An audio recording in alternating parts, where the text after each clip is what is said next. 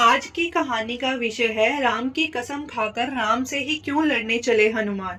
मर्यादा पुरुषोत्तम भगवान श्री राम के परम भक्त श्री हनुमान जी के बारे में तो सभी जानते हैं। यह भी जानते हैं कि दशरथ नंदन राम हनुमान के हृदय में बसते हैं। लेकिन क्या आपको पता है कि एक बार पवन पुत्र हनुमान श्री राम जी से ही लड़ने पहुंच गए थे। हो सकता है यह पढ़कर आपको हैरानी हो, लेकिन यह सत्य है और इस घटना का जिक्र श्री राम कथा में भी सुनने और पढ़ने को मिलता है। लेकिन इससे भी ज्यादा हैरान करने वाली बात यह है कि पवन सुत जब श्री राम जी से लड़ने के लिए तैयार हुए तो उन्होंने सौगंध भी मर्यादा पुरुषोत्तम की ही ली।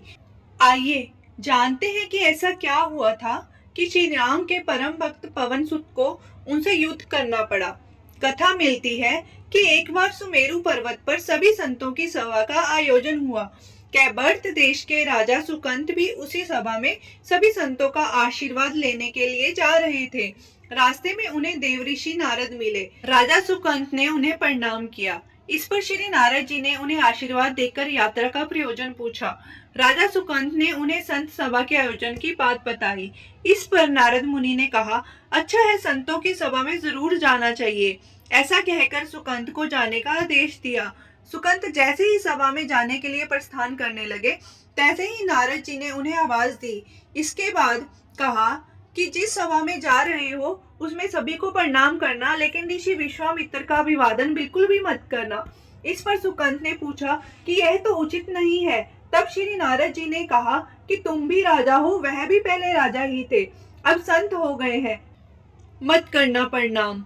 राजा सुकंद ने किया भी ठीक वैसे ही।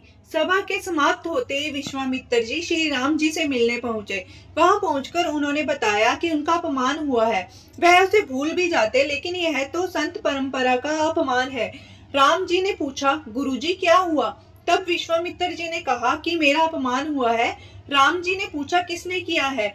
तब विश्वामित्र जी ने पूछा कि जानकर क्या करोगे? इस पर श्री राम जी ने कहा कि गुरुजी, आपके चरणों की सौगंध लेकर प्रतिज्ञा करता हूँ, जो सिर आपके चरणों में नहीं झुका है उसे काट दिया जाएगा। कल सुबह मैं उसका वध करूंगा। श्री राम जी की इस सौगंध का जैसे ही राजा सुकंद को पता चला, वह नारद मुनि को ढूंढने लगे। काफी देर तक वह परेशान रहे, लेकिन नारद मुनि उन्हें मिल ही नहीं रहे थे।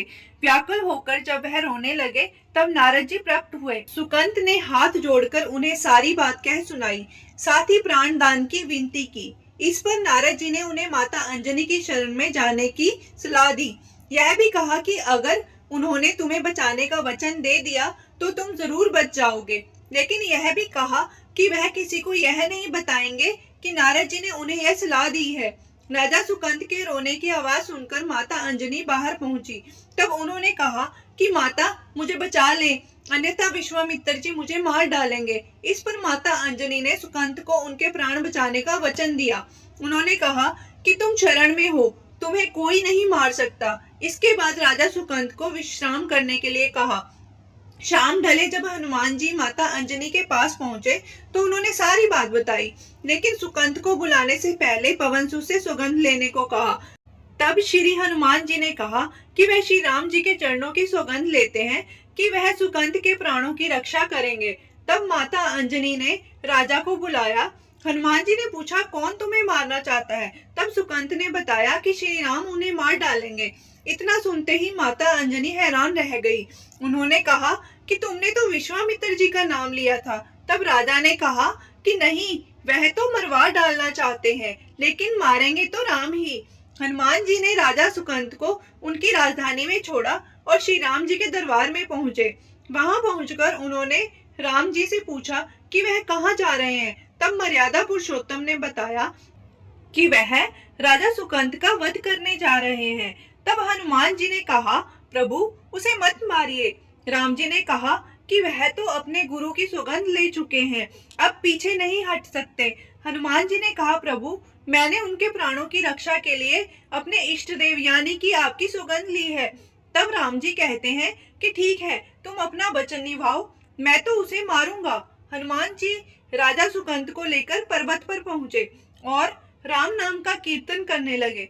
उधर राम जी राजा सुकंत को मारने के लिए उनकी राजधानी पहुंचे, लेकिन वह नहीं मिले। तब वह उन्हें ढूंढते हुए पर्वत पर पहुंचे। वहां हनुमान राम मंत्र का जप कर रहे थे। राम जी को देखते ही सुकंत डर गए। उन्होंने कहा कि अब तो राम जी उसे मार ही डालेंगे। वह बार बार हनुमान जी से पूछता कि बच जाएंगे हम। तब उन्होंने कहा कि राम मंत्र का जप करते रहो और निश्चिंत रहो, भगवान नाम पर पूरा भरोसा रखो। लेकिन वह काफी डरे हुए थे, तो हनुमान जी ने सुकंत को राम नाम मंत्र के घेरे में बिठा दिया। उसके बाद राम नाम जपने लगे। राम ने राजा सुकंत को देखकर जब बाण चलाना शुरू किया तो वह राम नाम के मंत्र के आगे विफल हो जाते। राम जी हताश हो गए कि क्या करें। यह दृश्य देखकर भी लक्ष्मण जी को लगा कि हनुमान जी भगवान राम को परेशान कर रहे हैं, तो उन्होंने संवें ही हनुमान जी पर बाण चला दिया। लेकिन यह क्या, उस बाण से पवन सुत की बजाय श्री राम मूर्छित हो गए। यह देखते ही लक्ष्मण जी दौड़ पड़े और देखते हैं कि बाण तो हनुमान जी पर चलाया था, लेकिन मूर्छित राम जी कैसे हो गए। तब उन्होंने देखा कि पवन सुत के हृदय में तो श्री राम जी बसते हैं। राम जी जैसे ही होश में आए, वह हनुमान जी की ओर दौड़े। उन्होंने देखा कि उनकी छाती से रक्त बह रहा है। वह हनुमान जी का दर्द देख नहीं पा रहे थे। वह बार बार उनकी छाती पर हाथ रखते और आंखें बंद कर लेते। पवन सुत को होश आया तो उन्होंने देखा कि राम जी आंखें बंद करके हनुमान जी की छाती पर बार बार हाथ रखते हैं, फिर हनुमान जी के सिर पर हाथ फेरते हैं। तब पवन सुत ने सुकंत को पीछे से निकाला और उसे अपनी गोद में बिठा लिया। तभी राम जी ने फिर से हनुमान जी के माथे पर हाथ फेरा, लेकिन इस बार वहां पवन सुत की जगह राजा सुकंत थे। राम जी मुस्कुराए और हनुमान जी बोल उठे कि नाथ, अब तो आपने उसके सिर पर हाथ रख दिया है, अब तो सब कुछ आपके हाथ में है।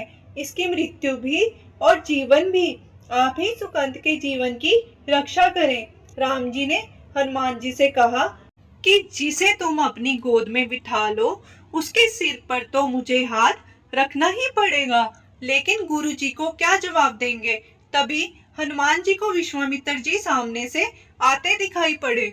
उन्होंने राजा सुकंत से कहा कि जाओ, तब प्रणाम नहीं किया तो क्या हुआ, अब कर लो। राजा ने दौड़कर विश्वामित्र जी का अभिवादन किया। वह भी प्रसन्न हो गए और बोले, राम, इसे क्षमा कर दो। मैंने इसे क्षमा कर दिया, क्योंकि संत का काम मिटाना नहीं बल्कि सुधारना होता है। यह भी सुधर गया है। उन्होंने सुकंत से पूछा कि संत का सम्मान ना करने की सलाह तुम्हें किस कुसंग से मिली। राजा सुकंत विश्वामित्र जी से कुछ कहते कि इससे पहले नारद मुनि प्रकट हो गए। उन्होंने सारी घटना कह सुनाई। तब विश्वामित्र जी ने पूछा कि नारद, तुमने ऐसी सलाह क्यों दी। तब नारद जी ने कहा कि अक्सर ही लोग मुझसे पूछते थे कि राम बड़े या राम का नाम बड़ा, तो मैंने सोचा कि क्यों ना कोई लीला हो जाए कि लोग अपने आप ही समझ लें कि भगवान से अधिक भगवान के नाम की महिमा है। जय श्री राम।